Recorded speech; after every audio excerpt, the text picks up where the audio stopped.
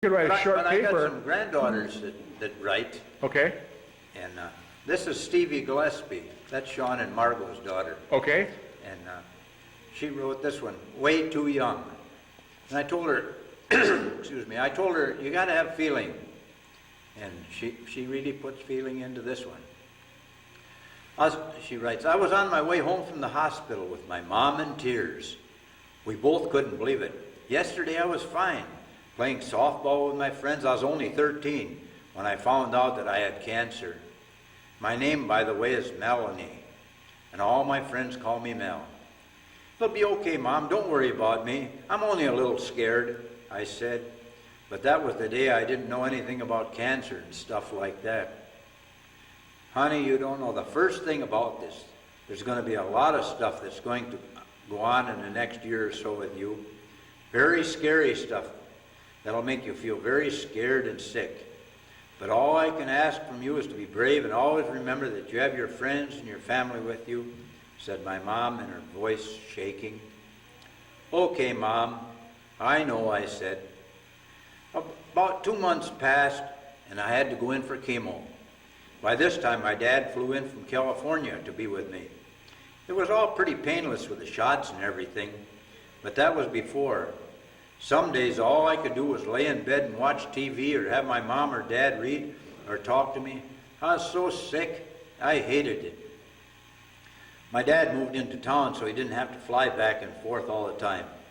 He was always on my side, keeping me company by playing cards, telling jokes, or anything to keep my mind off the pain. One day, my mom got me a wheelchair so we could go shopping.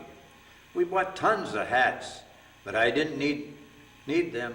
2 weeks later, I lost all my hair. My eyes were black around the edges. And I lost a lot of weight. All I could ever do was lay in bed and think of all that I was missing, like boys and concerts and school friends. But the things I hated most, that I couldn't play softball. All I dreamt about was being a pro softball player when I grew up. But I wasn't getting any better. All my dreams were shattered in a million pieces. That's what I hated most. One night about 2 o'clock in the morning, I woke up and saw my dad looking at a picture book from when I was a little girl and cancer-free. I got out of bed, looked at the pictures of my dad. I was hanging on the wall so I didn't fall. Crawled up on my dad's lap, looked at the pictures of me. Those were good old days, right, Dad? I said in a happy voice. You're right, Mel, he said. He was almost crying. I went to bed, and hours later I woke up. I was in the hospital with something over my face to help me get air. My mom was sitting in the armchair crying, and my dad was talking to the doctor, trying to hold back tears. I knew it before it happened. I was going to die that night. Then a rush of warmth and energy ran through my veins, and the pain was gone, and the cancer was gone.